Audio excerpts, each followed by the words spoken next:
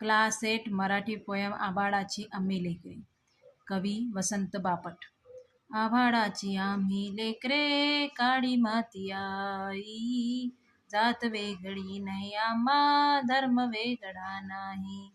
श्रमगंगेच्या तीरावरती, कष्टकऱ्यांची आमची वसती.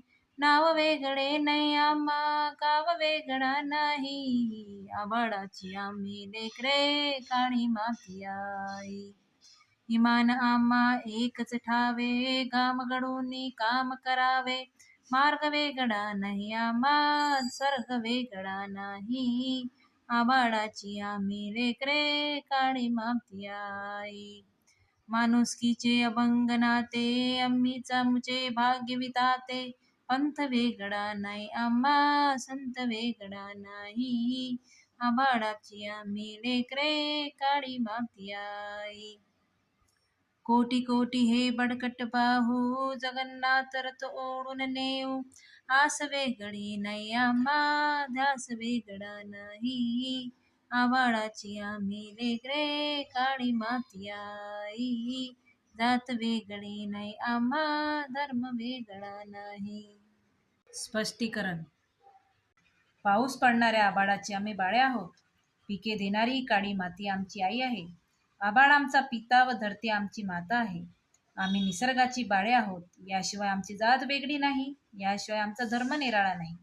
श्रमरूपी गंगेच्या काठावरती आम्हा कष्टकऱ्यांची वस्ती आहे. कष्ट आम्हाला गंगेसारखे पवित्र आहेत. आम्ही सर्व कष्टकरी आहोत.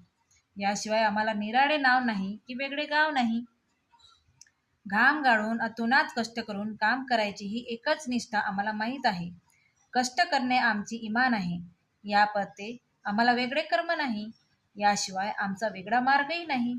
इमानाने कष्ट करून काम करणे हेच आमचे एकमेव कर्म आहे आणि एकमेव मार्ग आहे. आम्ही मानवतेचे अतूट नाते जपतो. आम्हीच आमचे भाग्यविधाते आहोत. आम्हीच आमचा उद्धार करणार आहोत.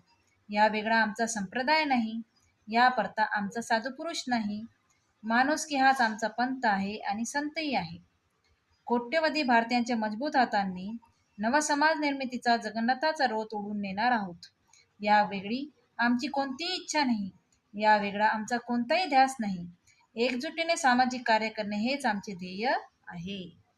अर्थाचे कवितेतील शब्द शोधा. किनारा, तीर, इच्छा, आस, अखंड, अभंग, आकाश, आभाळ. आत्मविश्वास व्यक्त करणाऱ्या काव्यपंक्ती लिहा. घाम गाडून काम करावे, आम्हीच आमचे विधाते, जगन्नाथ रथ ओढून नेऊ. ऐक्याचा संदेश देणाऱ्या काव्यपंक्ती. माणुसकीचे अभंग नाते, कोटी कोटी हे बडकट बाहू. यमक